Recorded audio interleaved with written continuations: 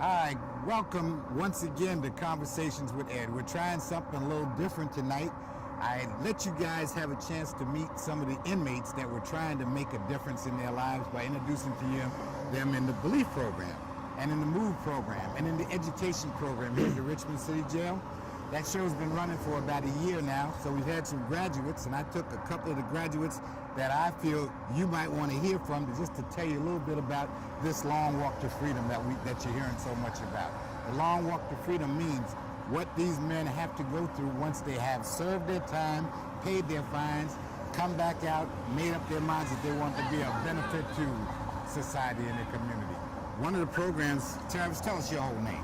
My name is Travis Mines. Go ahead, tell us about you. You just came out how long ago? I've been out now since May of 2009. And what are you doing with that time? Well, since that time I've worked with in-home counseling agency called R.O.O.T.S. And from there I tried to start this program called R.O.O.T.S, which is a non-profit organization that we are trying to build, along with some other guys who are alumni members of the Belief program here at the Richmond City Jail. Just give us a rehash on the Belief program, because some of the people might not have seen that first piece. The Belief program is behavior modification and substance abuse here at the Richmond City Jail. It teaches us self-awareness, behavior modification, employment skills, communication skills. We have structure, we have different duties on the tier, and it's primarily ran by inmates. And it's a phase-by-phase program? It's a phase-by-phase program. It has 4 phases. All right. Now, I have to say the audience has heard me talking about this program for about 2 years now, and one of my favorite statements is that it's like a 12-step program on steroids, but it's more than that, because as you just said, you're developing a community. Yes. All right? Yes. Now, you came out.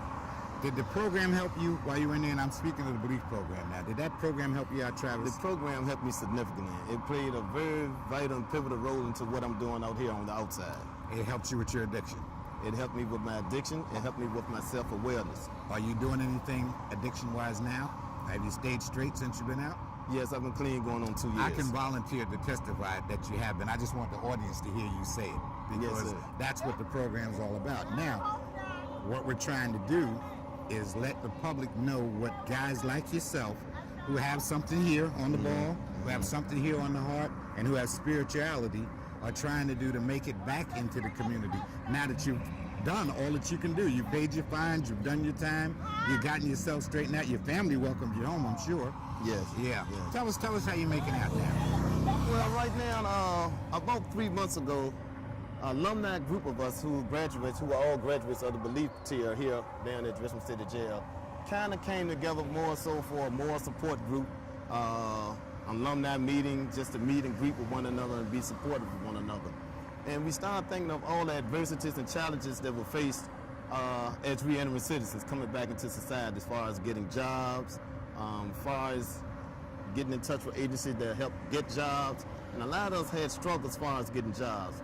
A lot of guys also had problems with employment skills, how to even create a resume.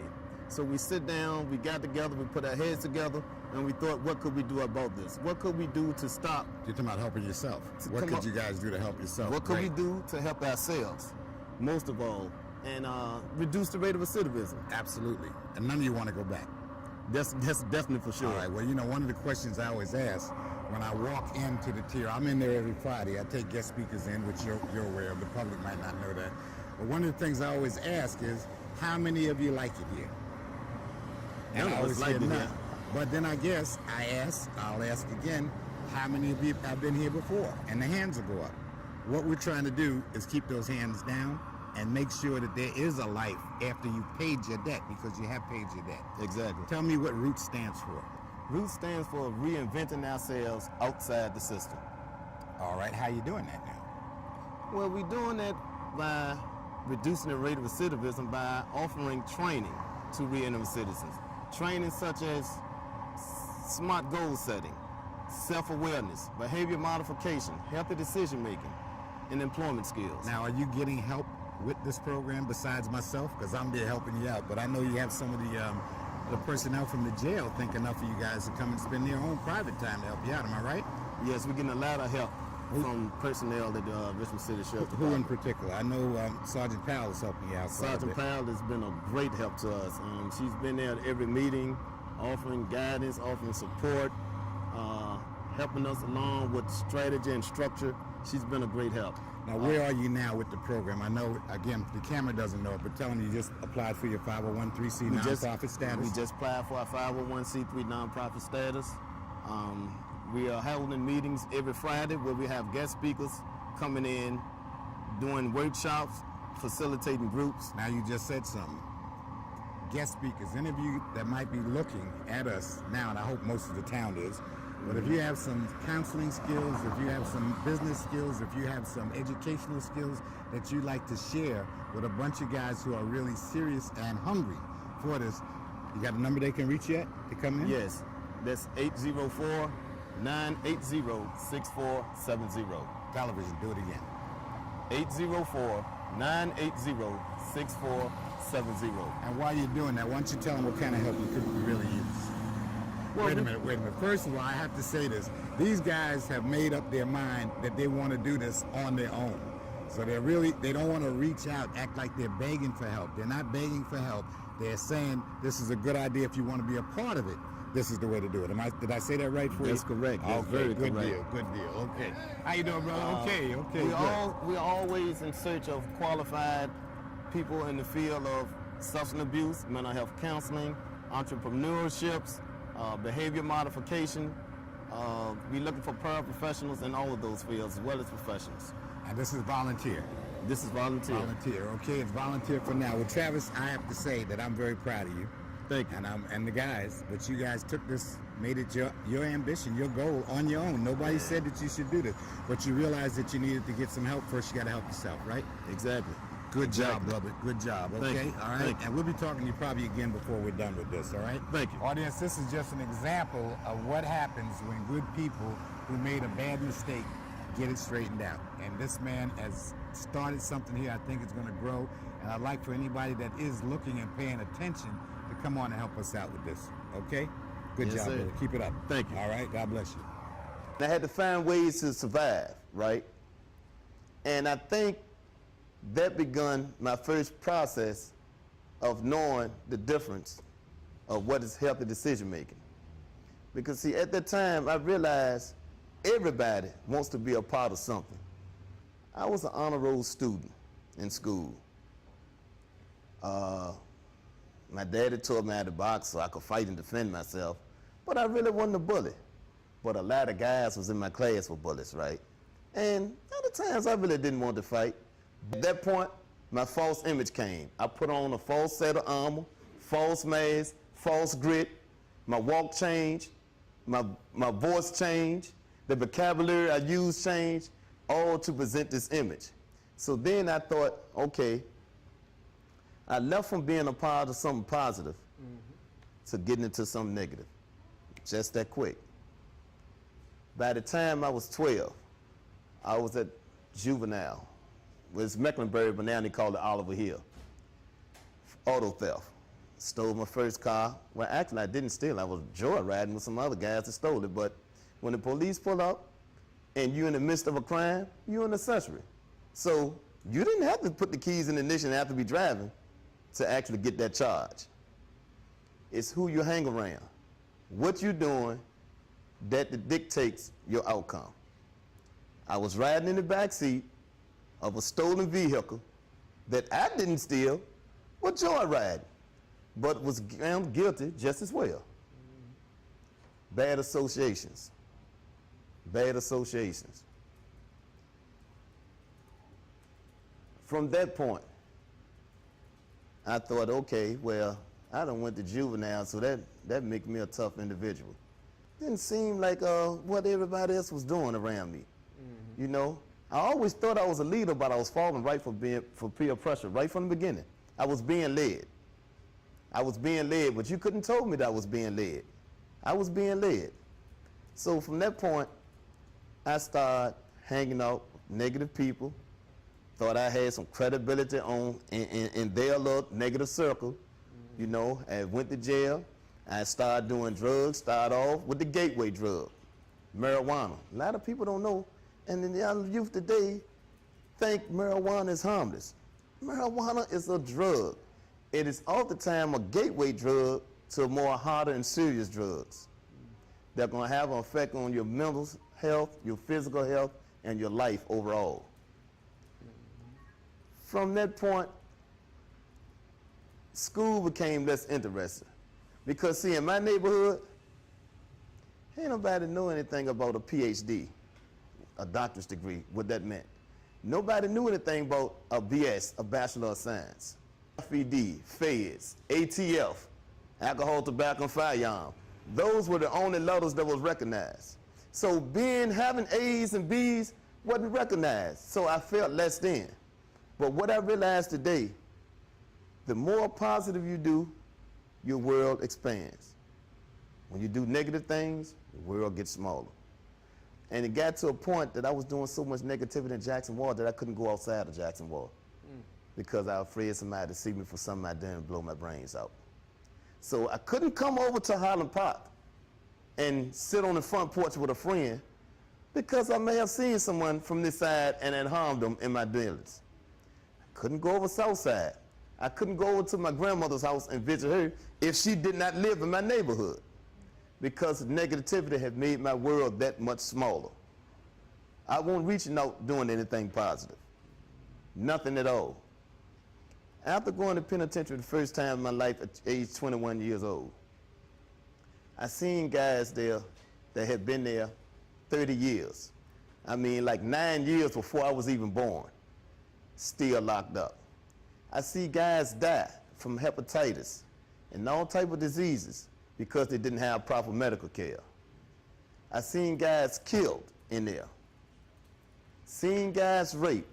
Seen guys do some things willingly and unwillingly to protect themselves. It's not the place to go. It's not the place to go. And see, because I didn't really know how to express myself or get in touch with what it was I really wanted, that what started off the role of recidivism. And recidivism means they return back to negative behavior.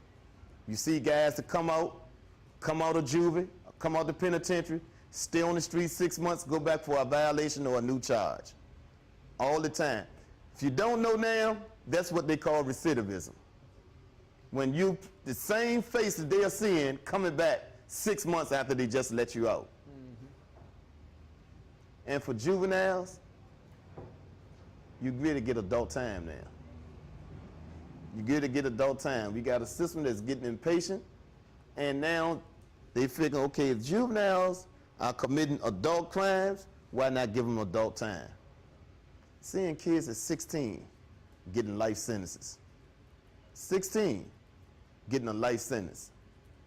Now, at 16 on a life sentence, you come out, if you don't go in, and by the time you go in, whatever you do, 9 times out of 10, you're being institutionalized. You're being wrote off as half of a citizen. And your re-entry process will be just that much harder. Because, first of all, you could struggle with trying to create a resume, filling in the gaps of what have you done for 18 years while you was in prison. If you make it out of prison. If you make it out of prison. That's if. There is no guarantee. If you make it out of prison. If some life-altering change don't happen to you, and that don't mean it have to be a positive life-altering change. Because I done seen Joe come home, Joe Lisa. So that's if you make it. I mean, this is real stuff. This is real stuff. I share this stuff with y'all because, like I say, I myself, I went through it. Once I came out, I decided my last release from incarceration, I got tired of seeing so many of us get trapped off in the system. I got tired of seeing so many of our names become like lost paperwork and files, and we're going right back. So I took the initiative. You know, I mean, it's like, I'm not gonna wait for somebody to give me something. I'm not gonna wait for somebody to give me something. I'm gonna take the initiative, start some things off, and go for myself in a positive direction. And as a result of that, you know what's happening? R.O.O.T.S, this organization, this brother and I founded, it's catching on like wildfire. Why? Because people see us helping ourselves. We're not going out begging, woe me, po me, man, I've been locked up for so-and-so years. The people took my right to vote back. We didn't lay down with it. We did not lay down with it. We did not duck the challenge to change. I think the most courageous thing I ever had to do was to change. After I had set myself in this image up that I had, and this reputation and street credibility, after all that stuff, I thought the hardest thing for me to do would be to change. The most courageous thing for me to do was to look at myself and every problem that came my way, see what part I played in it. Not that, okay, no, see, if Fifi hadn't took my clothes and let me come over there, I wouldn't have hit her in the jaw. She the one got me locked up after she called the police. No, I had to see what part I played in it. What started the argument? Why are you dealing with an individual that could bring drama? And most importantly, why have you made a choice to put your hands on a woman? That's what got me locked up. You know, literally, that's not my story, but I'm creating a scenario. Looking at what part you play. You have to shape your own destiny. We took the initiative to do some things, like I say, and we're getting help. We're getting a lot of help from a lot of people because we're trying to do some things ourselves. Now, I don't know how this may impact you all, but I suggest you try it. Just try it. You know, the most important thing to me is self-awareness, right? Recognizing who I am, what my capabilities are, both negative and positive, and try to do the next right thing, like Richard said. Just trying to do the next right thing. Everything not gonna be easy, thing not gonna be peaches and creams. I'm not gonna sit here and tell y'all no lie. Life itself is hard. Growing up is hard, and growing up never stops. You grow every day. That's because you stop growing physically. That don't mean you stop growing spiritually. Growing up never stops. It's ongoing as long as you're here. He said Sparrow, and I thought about it. I said, is that Ricky? He was like, yeah, man. I was like so amazed to see him turn a big change around. You know, so I'm real proud of you. Thank you, Tim. Tim. Thank you. From being into now, big change. Okay, so now the money comes from you getting into the books, education, building up a good reputation for yourself so that your name means something, and so you can sign your name with dignity, credit, okay? That all comes about from being who and what you can be. You young people have an opportunity that us old guys, you see my hat, the old guys rule. Okay. You have an opportunity that we didn't have, okay? Have them looking forward to like having a better life, and I wanted to be like that. But do you get the point of saying that juveniles now are being sentenced as adults?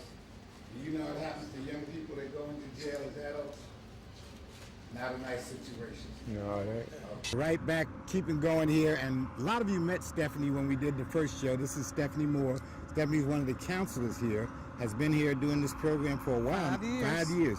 What do you think about the guys coming out and forming a group and trying to get themselves going on the outside? You know, we had talked about that about 3 or 4 years ago. It was something we wanted to do, kind of form an alumni, if you will, of the Belief program for the guys to get together since they were familiar with each other and can help each other grow. And it's so good to see them come back and clean and They look good, doing. don't they? They look They do look wonderful. good, I'm right. so proud of them to keep up with it.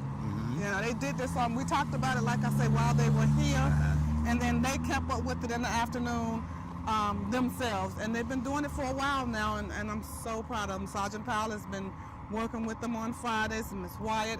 It's just been wonderful. Are you going to start coming to the Friday I evening? will start coming There you to go. the. Yes, I will. Well, what I'd like to ask you, and you could tell the audience, what do you think that our audience can do to help these young men help themselves and help the community? Number one, be supportive.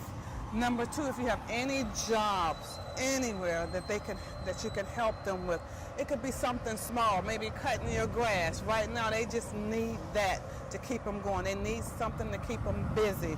It's not so much of the money, although they need the money too. That is big. But right now, we're trying to keep them clean, keep them in recovery. And as long as they have something to do, maybe even working with you, learning a trade so that they can get a job later on, that helps also. And also, we have to remember that these gentlemen that we're talking about, these are not criminals. They're not in for armed robbery. They're not in for sexual assault or murder or anything like that. They're in here for things like possession, simple possession of narcotics. Some of them might have been in there for sales. Usually they're selling to support a habit. They're not bad people, as the sheriff likes to say. They're good people who made bad mistakes, and a lot of them have skills. There's plumbers in here, there's electricians in here. There are people that can help you make your business successful.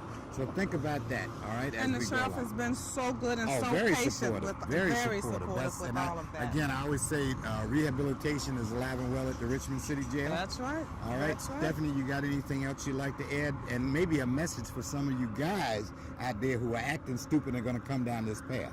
Oh, you don't want to come down here. Number one, it's too hot. And you can't learn when it's that hot. And that's another reason why I admire the guys who left here already, because it was steaming hot. It is steaming hot. It was steaming hot when they were here.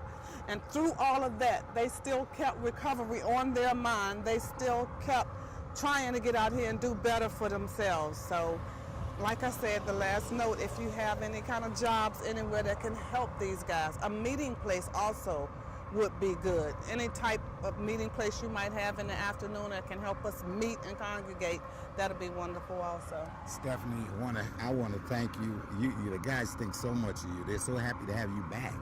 Okay? I'm happy to be back. And you do a great job, and I'm going to be calling on you as this thing goes, and we keep on bringing the public up to date on this. We need all the help we can get. Please all right, do. Stand by. We have a lot more coming for you. Continuing right along, a lot of you will probably remember Mr. Richard Sparrow. We call him Ricky. When we did the first show, Rick had a lot to say downstairs we're talking about, and he said to me, can we do the shoot so they can see I'm on the outside? You're on, not only is on the outside. Yes. Tell them what happened 2 weeks ago. 2 weeks ago, I got married. All right, Yes. great wedding, and tell us some more about Beautiful it. wedding, man. I got a beautiful wife named Mikhail. We have a beautiful daughter named Kai. Ed was there, man. It was just an awesome event. I took an irrevocable step because I'm just moving forward in my change. And I wanted to do this thing right? Because when I got out, I ain't just got out, I got out to stay out. So the wedding was lovely, and a lot of guys that was in the Belief program was there to support me. A lot of people that I met in my travels and getting myself together was there along with my family. I just have to add that to tell you the quality of this program. When this gentleman got married, guards, deputies from the jail came to his wedding. The people that come in and teach their ballroom dancing came to his wedding.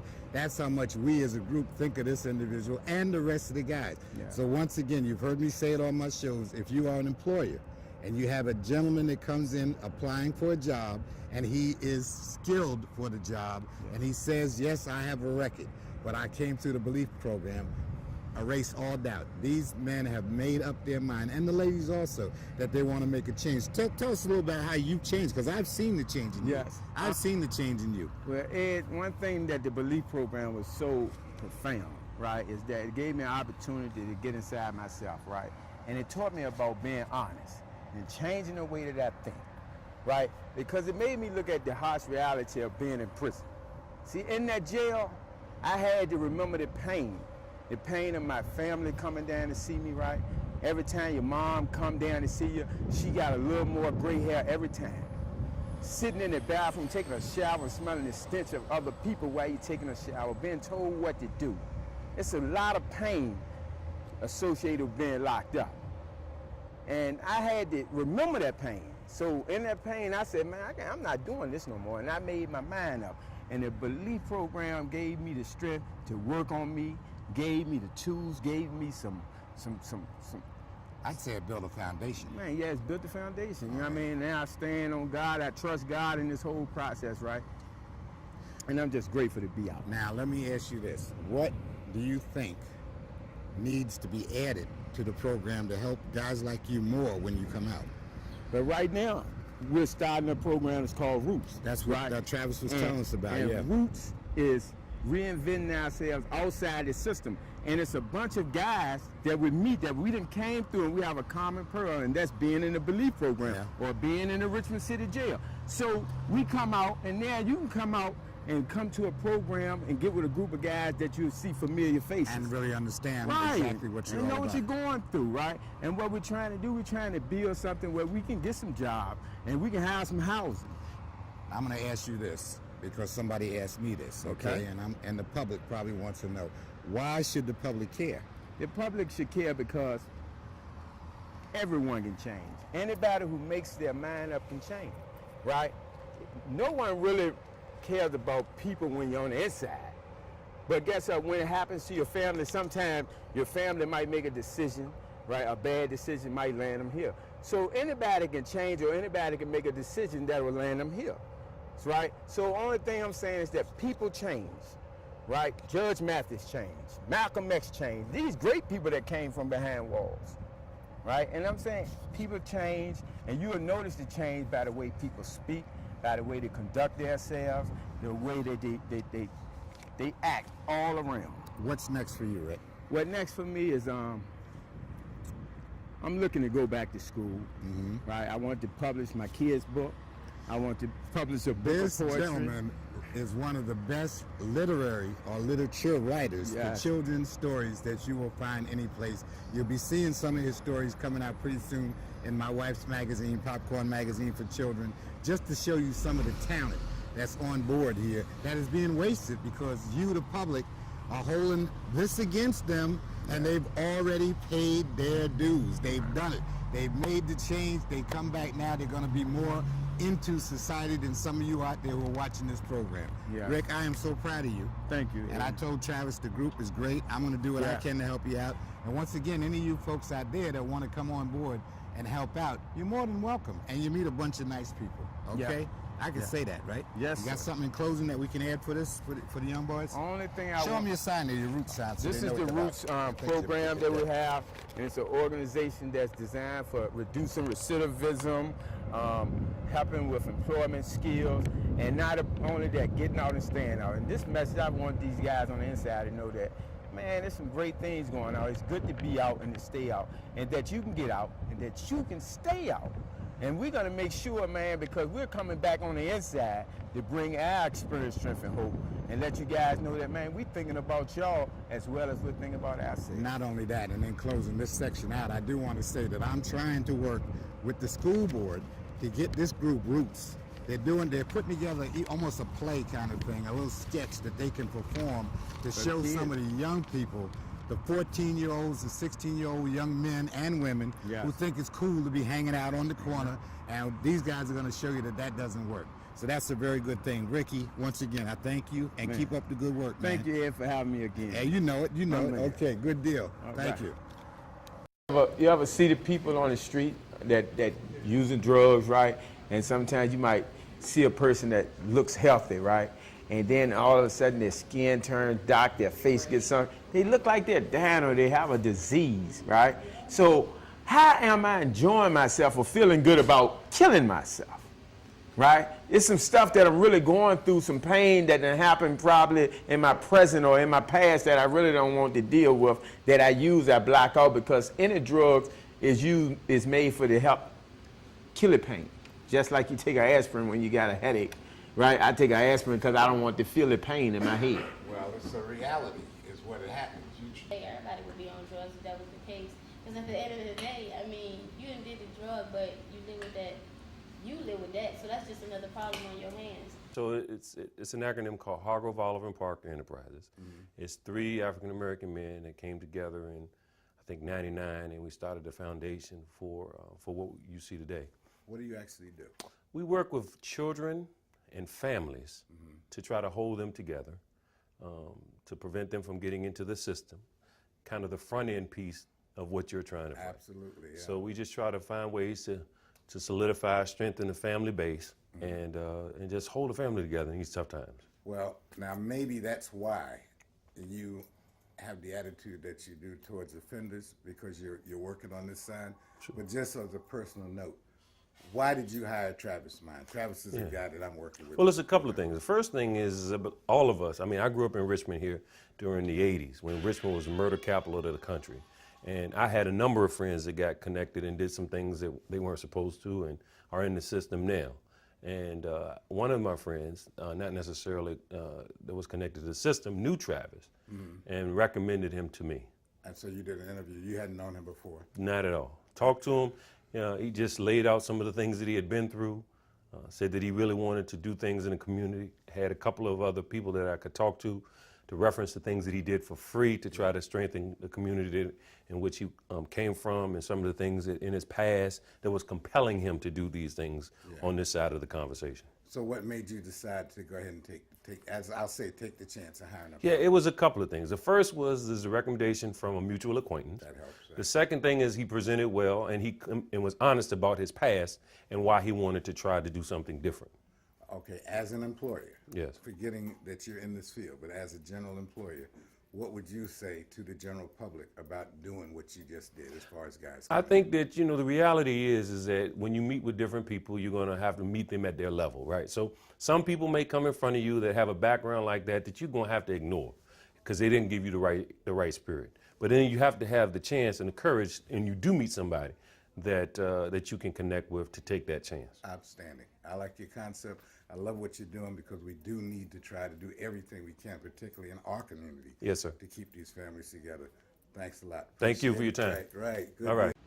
Well, I'm Travis, man. I'm from R.O.O.T.S, and R.O.O.T.S is reinventing ourselves outside the system. That's what the acronym of R.O.O.T.S stands for. And what our goal is to reduce the rate of recidivism. Not just here in Richmond, Virginia, but everywhere. But our central location is here. Now, anybody know what the word recidivism means? Recidivism means the return back of old negative behaviors. Or what we normally refer to the term, we are talking about going back and forth inside the jails. Have one person do time, serve time, come out, may stay out 6 months, 2 months, and go right back. That's what we call recidivism. Recidivism was a big part of my story. I was either in and out of jails or in and out rehab facilities. And this lasted and went on for about over 20 years of my life. That's why now, at this time, helping to stop and reduce recidivism is so important to me because, like I said, it played a big part of my life. I got together with a group of guys who were on the same page. We all have had faced some adversities, some challenges. We all have been through all the spores and the bad and negative parts of recidivism. The main thing I really want to put out there today is something that I heard once. Somebody once told me that a problem can't be solved at the same level of awareness in which it was created. And I know a lot of my problems were created when I was in a lot of negative thinking. I tried to solve those problems sometimes or fix them problems, come up with quick fixes while I was still in that negative thinking. And all I got was the same situation. It wasn't until that I cleared my mind up and started